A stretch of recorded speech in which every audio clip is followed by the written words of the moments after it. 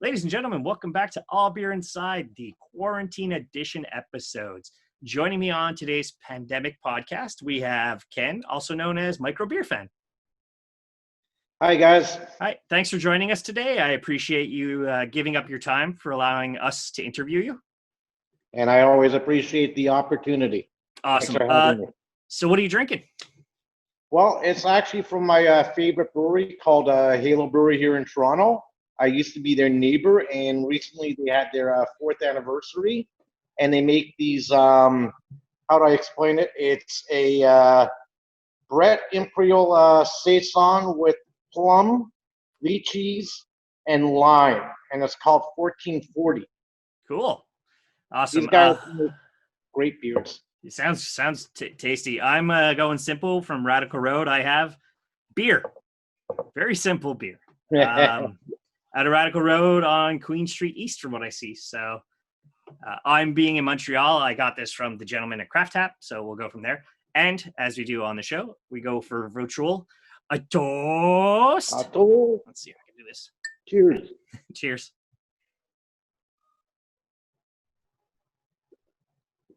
Oh, yeah. That's the right kind of ale I need right now. Oh, this one is, yeah, it's just as good. Awesome. That's great to hear. So what's your beer story? What's your beer Instagram story? What got you into beer Instagramming? The easiest way for me to explain it, I've been into craft beer for over 20 years.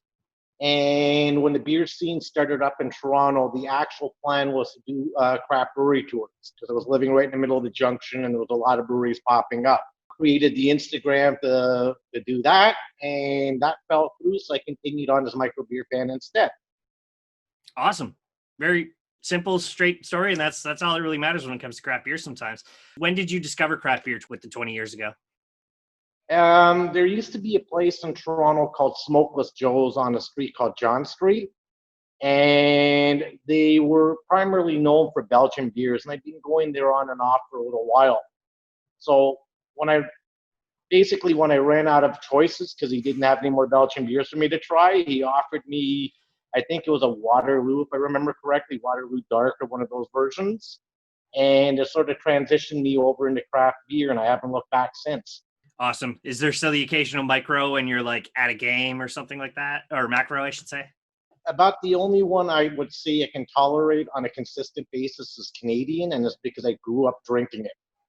Yeah, I gotta say I like what most of Canadians doing with their trying to get all Canadian kind of micro beers in a box for all of those across Canada, unfortunately minus Quebec because language loss. Thankfully I have family in Ontario, so I'll just be convincing them to visit me with that case of beer. I saw a couple of good ones in there myself. Yeah, no, it looks very impressive, and I'm kind of impressed that Molson stepped up and did something like that to support local, which I see you mention a lot in your Instagram is support local. Yes. Yeah. Just the heart and soul of the brewing.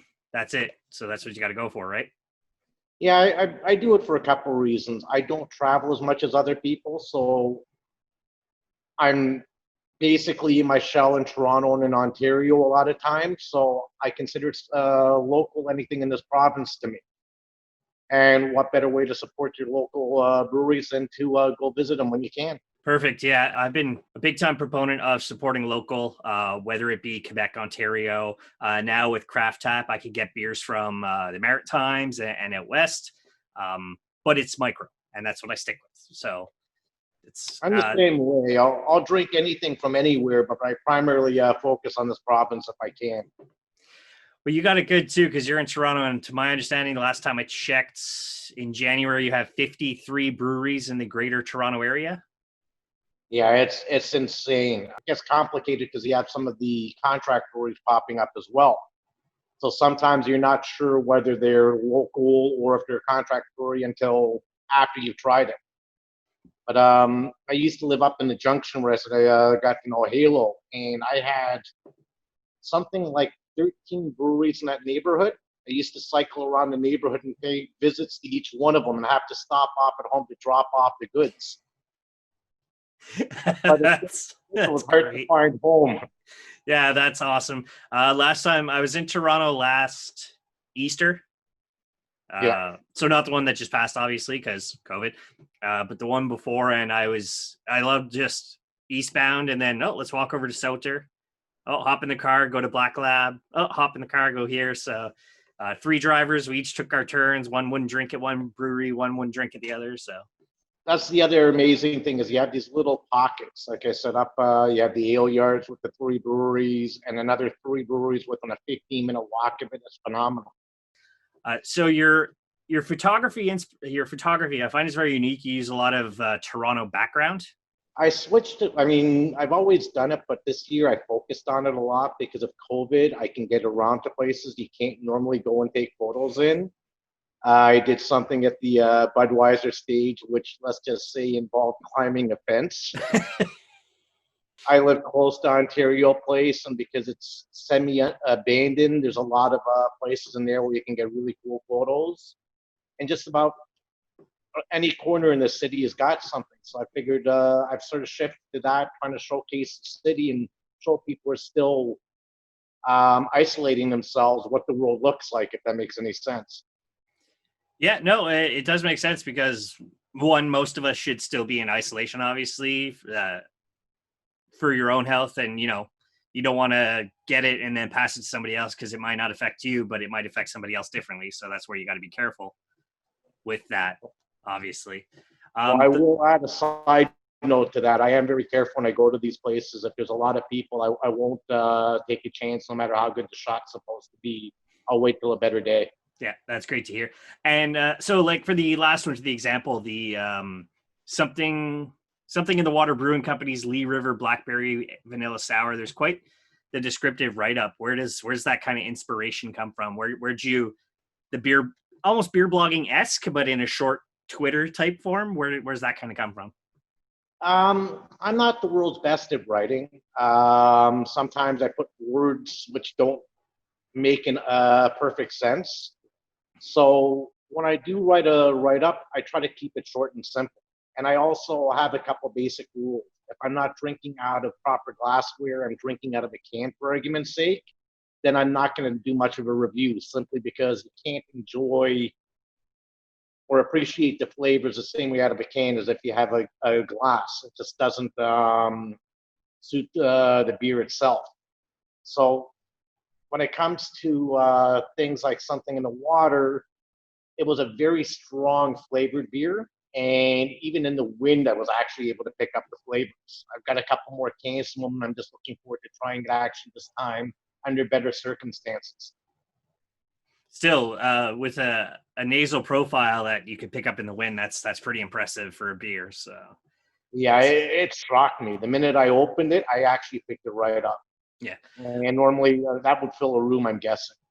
Yeah, there's a couple of local breweries I got that from that before the beer is even in my hand, I'm like, whoa, smells juicy. Like I'm looking forward to that. So I don't know if you ever remember when Mill Street was still original, they used to make their coffee porter. And that beer you open up in a room and everyone was walking down going, okay, so who made the coffee? That's how strong it was. I get that nose from the Chocolate Manifesto from Flying Monkeys. Oh, don't even start me. That's one of my favorite beers. I would drink that for the rest of my life if I could. Yeah, it's a fantastic beer. It's we've tried it on our audio show, me and the guys, and one of my friends is like, it looks like I'm drinking delicious alkalized chocolate milk. So it's phenomenal. Yeah. Flying Monkeys and Barry's not about an hour drive for you, so it's about an hour and 15 minutes. And ironically, I was up there a week and a half, less than 2 weeks ago. A friend of mine lives up there, and he gave me a ride and dropped me off at the Flying Monkeys while he went to visit the family. So it was like a double bonus. Well, you could actually catch past interview with Craft Beer Bailey, one of their representatives. So yeah, she's a sweetheart. I was up there last year. She invited me and a bunch of other bloggers up there, and we got like a private tasting at the brewery. Awesome. Have you ever collaborated with a brewery about taking pictures or getting anything out there? I did something with a local brewery a little bit over a year and a half ago. The brewery's called People's Finest here in Toronto in the Junction. And I'm a little older than the average lager out there, but I went out and I made a beer for my 50th anniversary in collaboration with them for my 50th birthday, that is. Awesome. What would I have known? Because I had a friend who was out there. He brought back some People's Pine. He brought back the Mango Fete. Oh God, I can't remember what else, but he brought back a bunch of fantastic beers from People's Pine. So It actually was my own. It was it had my logo right on the front of the bottle. oh, okay, yeah. Unfortunately, I don't think we had it. I would probably remember that. I'll just check my Untappd for that later. Do you happen to use Untappd or not really? I'll be honest with you. I do so many different things in the hours I work. I have to pick and choose what I'm on. I really don't use Untappd very much. I will occasionally go on to it if I'm having trouble identifying something in the beer and I'm a little confused on it. But for the most part, I don't do any reviews on it. With me, it's mainly Instagram and tied in with my Facebook account. Awesome. Yeah, I'm very bad about Untappd. It's I've said it on multiple episodes before. It's my Pokemon Go. So it's like, oh, I got to try this beer. Oh, I got to try this beer. Oh, and then while traveling, I find it's very helpful to locate breweries I'd not be aware of because sometimes Google isn't your best friend with this kind of stuff. So Yeah, I do use it for little things like that. I just don't post to it. cool. Do you brew yourself? Not unless they increase the insurance on the condo I live in.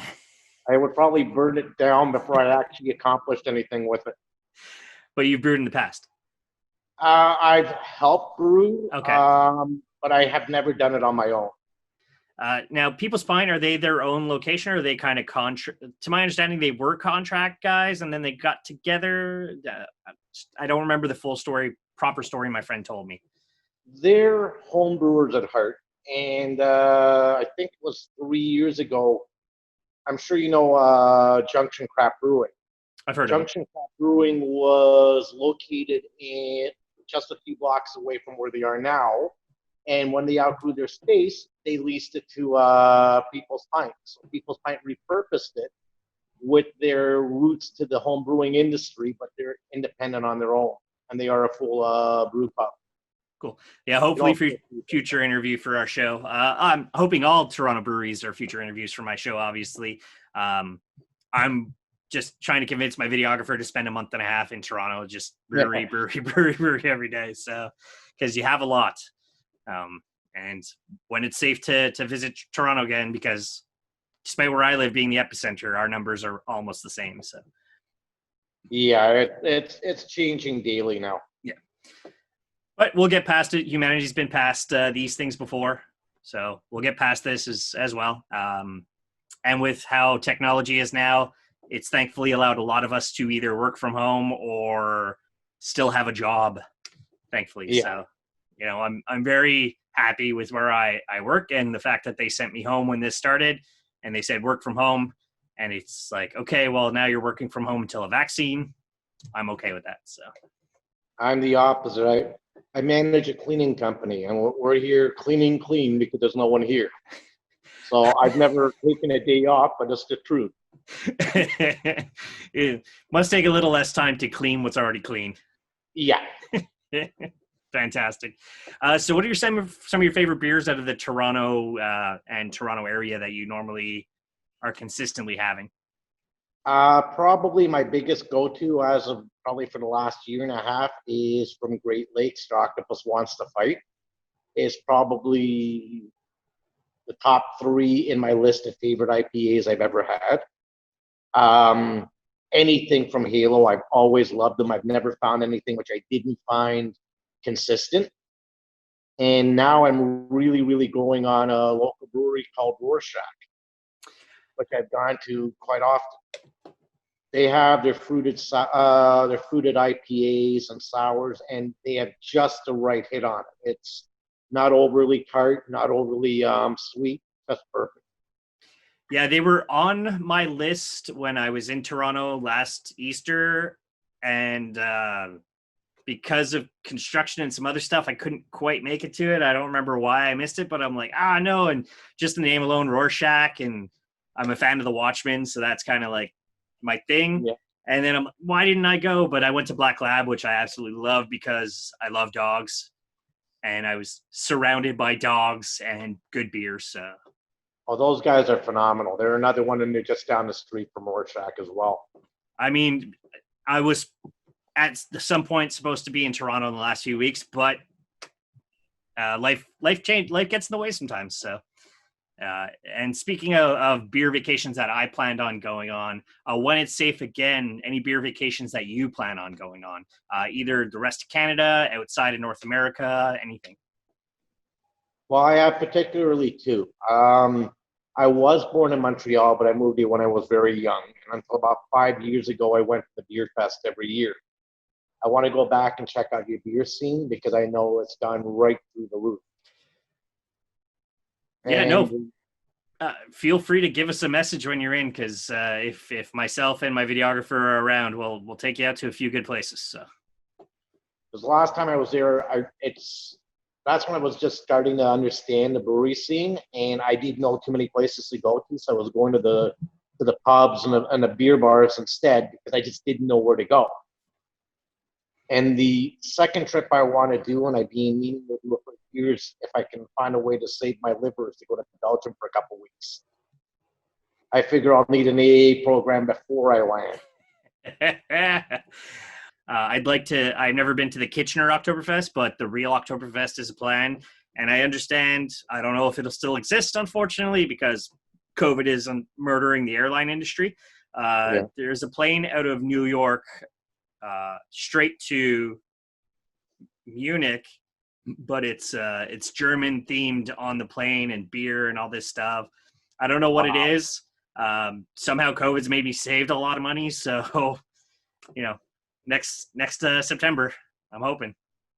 Well, that does sound like something I'd love to do because I was always thinking Belgium, and if I can drag myself out of there, a hop, skip, and a jump over to Czech and to Germany for a few days. But that's who knows when. It could be next year. It could be in the next 20 years. We don't know. Yeah, for sure. But I'm confident with myself being in the industry and medical technology. There'll be a vaccine out by 2021, mid 2021, the latest, I think. So, but that's my opinion, and opinions are known to be wrong. So, I'm hoping sooner, but that's me. Yes, 100% for sure.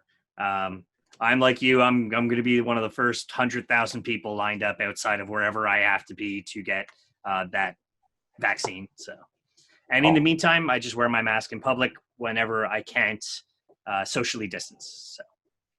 You mean one of these? Yes, one of those. Even though the beard kind of comes out of it, so I gotta. Unfortunately, I can't go see my. Well. Yeah, well, I can't see my beard barber because they're still on the no touch list here in Quebec. I know. I'm not sure. Our barbers are open. I'm surprised about that. But for facial hair, because they're straight razors and stuff. That I don't know about. I could be wrong.